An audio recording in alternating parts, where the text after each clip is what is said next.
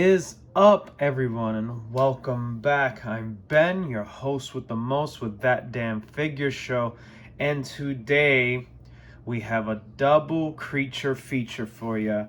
Now, I wasn't gonna do a review on each of these, have their own review because I already did their, first releases, so I decided to do these like I always do in one video, and I have to say right off the bat, um, I'm a little disappointed in the alien crawling form.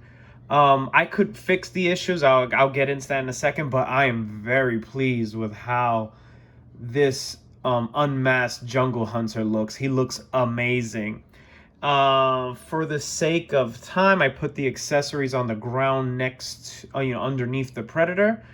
And the dog alien doesn't have any accessories aside from his stand.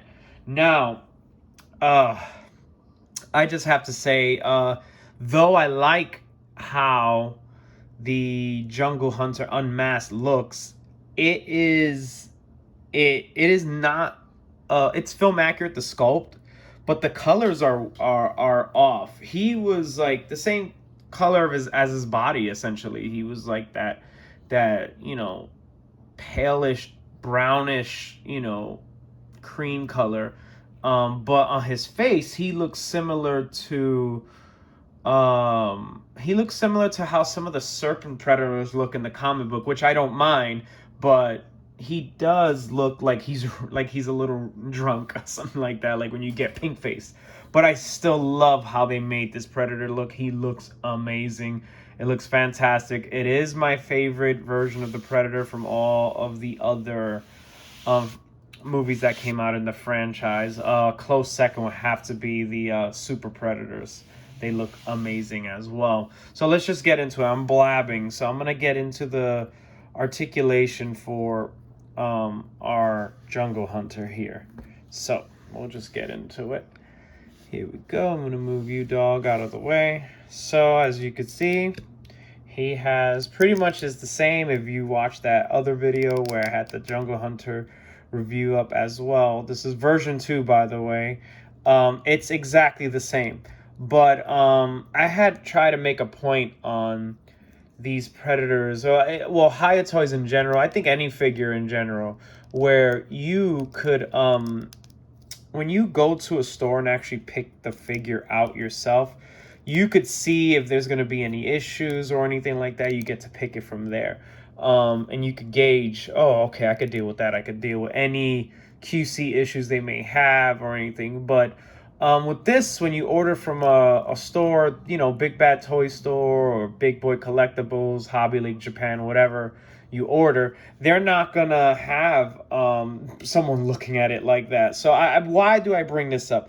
I bring that up because if you recall in my other review, these gauntlets are movable, and they are movable. It's just that on this version of it, it's really tight, and as you could see, it's so tight that it's moving the arm as I try to move the gauntlet, because the gauntlet, allows you to move it so you can position it for photos and such.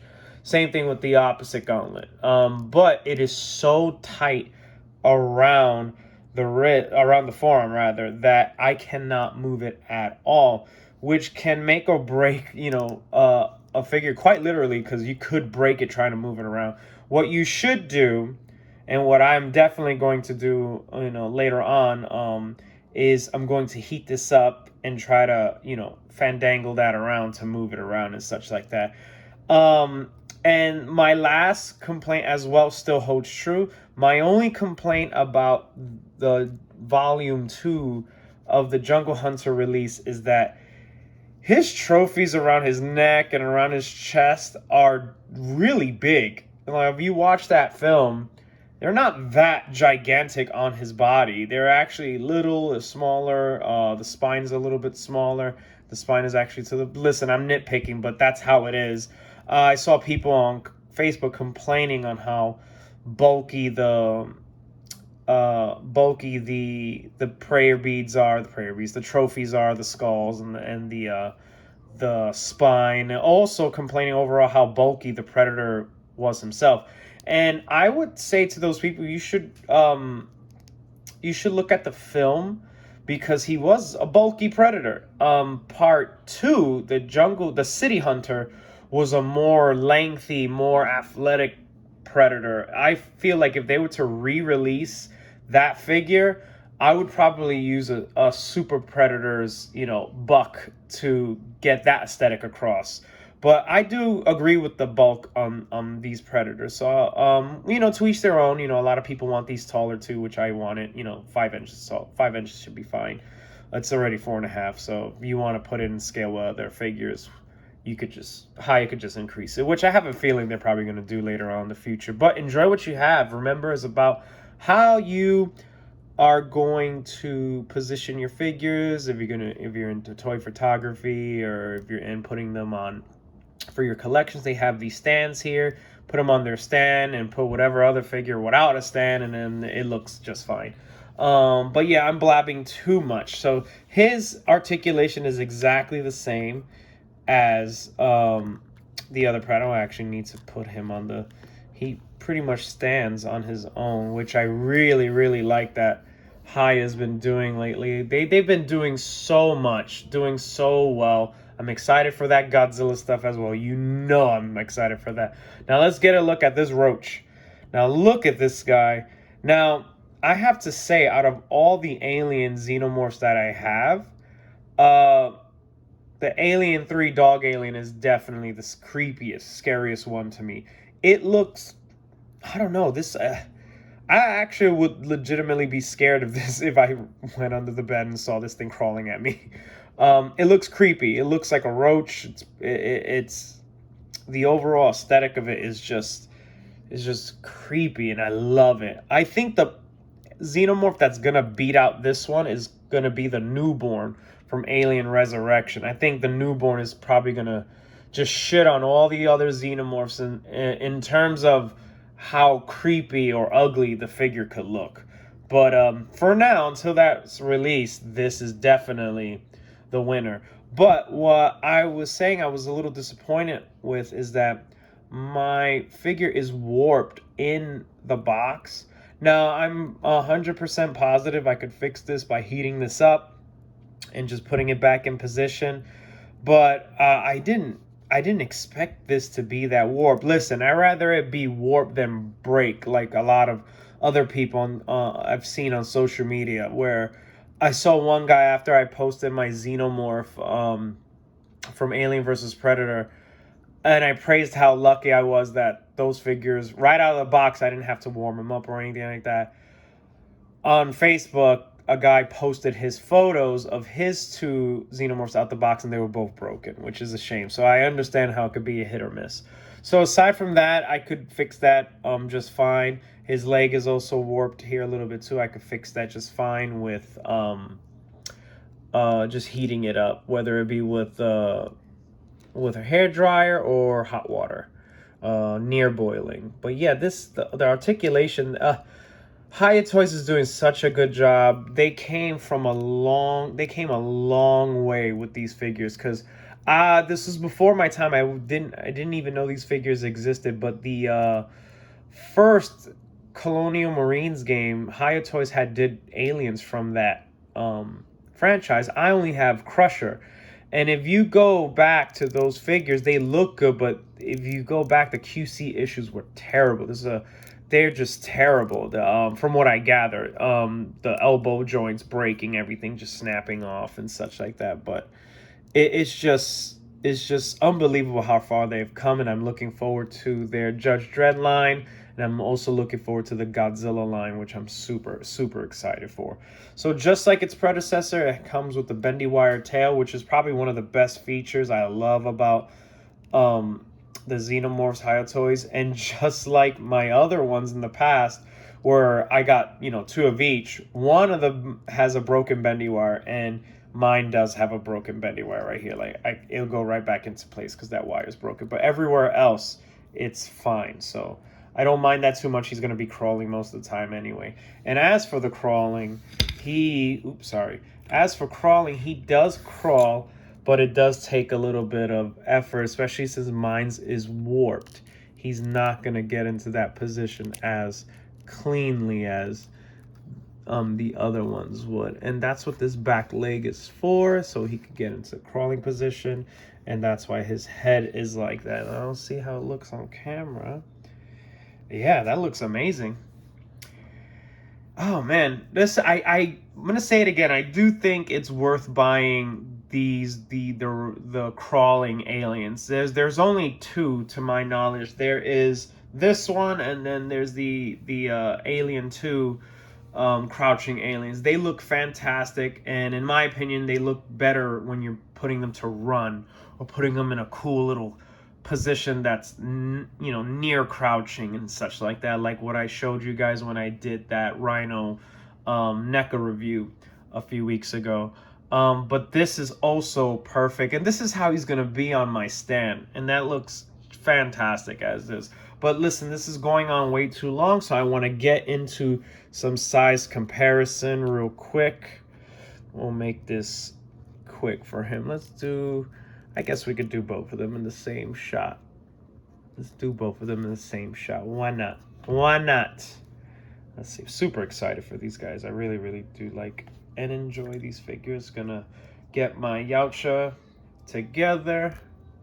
Here we go. So that's how they scale with each other if you want to, put them like that. And that is perfect to me. I think that's something you want to do when you have them together. I actually think these pair up together as well. Like before this Yautja came to Earth, you could have a storyline where like he was off world hunting, on another jungle planet, and where the xenomorphs on that planet are not like that dark, dark black or darkish blue that they're on a jungle, and those xenomorphs would be like greenish or brown and such like that. You could let your imagination go wild, and this is what the type of xenomorphs that he would deal with.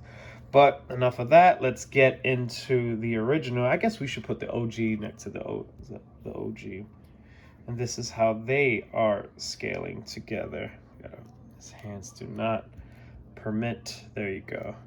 So as you could see here, they are scaling, quite well. They're from the same company, so that's gonna look good. So let's just get this guy in the image as well. Hopefully he fits in. Yeah, this guy looks good. Hold on, sorry. Don't want to be lazy with this. There you go. I'm gonna back up a little bit. Yes. That looks fantastic. I'm happy to have two Predators because I have one for display, and then I have one that I like to fuck around with and switch and swap parts with. So I do plan on doing that with this Yautja as well. So let's get these two out the way. Oops, took a tumble. All right, so get you back up. Now let us get two of our new favorites. We're gonna put our two Acid Rain Aegis. I think this Aegis, and I forgot the other one's name, but we got our two Femme Fatales, my first Acid Rain, and I did receive my Yamato Corpse. They did come in. I have them. I have 4 figures in total. Those reviews will be coming up shortly. And look at how these scale. This scales lovely, everyone. Look at this. Look at that. I like that. I can picture all of these figures in a nice battle royal for survival. Looking good, looking good. Onward. Let's go back. We're gonna get our definitive Xenomorph, which I really, really vouch for. I think it is the best Xenomorph that you could get. You could get a bunch of these guys and put them together and enjoy a nice scene, because their joints are bigger than the other Xenomorphs, so there's less fear of them breaking. And here goes Rigo. And as you can see, Rigo pairs lovely with either of these figures. Super excited for that. And now some new additions. I bought, well, I got it for free actually. Sorry, I'm gonna pull these guys to the side.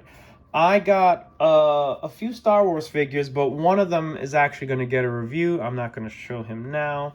But the other one I did get, and he was from that he was from that A Star Wars Story movie. I also forget his name because I got it for free and it came without its box loose. So here is my Star Wars figures, even though I customized um this one with the Hermione head. And that is Bo-Katan. Yeah, there you go. This is Bo-Katan's body with different paint job and head swap. And he was one of the main characters in that Star Wars story. And I got the figure because I thought the aesthetic looked good, and Skelly was right. Those joints are ridiculous on the legs. It's hard to move them, but I do like how it scales with these figures. These are 3.75 inch scale. So they are all in the line with each other. Even though on all other websites you look for Hiya Toys, they have them in 118 4-inch scale. They actually are at home with the 3.75 inch scale figures. And this proves it to you guys, because that looks perfect. And in case you need any more further proof, we could add one of my oldies but a goodie. This is Joy Toys Suited Assassin, and the Suited Assassin is clearly taller than him. Not by much, but that's 4 inches versus 375. I'd say that's perfect. A good example. But yeah, so if you guys are looking for figures that scale really, really well with your Predators and Aliens, though the Joy Toy and Acid Rain figures look great, if you want to get that height right, you want to use some of the Star Wars stuff. And if you can customize, you can customize them so they don't have to look too Star Wars-esque. And then the other figures are the Marines from Halo. These figures also match really, really well, like insanely well, if I could get them to stand. And this is one of those Marines from the Halo Infinite game from Jazwares with a Joy Toy head swap. And he also has some of the Archicore weapons, in case you guys are curious. I'm going to do a whole video on accessories and stuff from other lines that go well with your 118 stuff. But yeah, video went on way too long, everyone. I hope you guys stuck around to the end. Please remember to like and subscribe if you enjoyed it, and leave some comments either on YouTube or on Facebook. I'll catch you guys later. Please look out for the next review. Peace.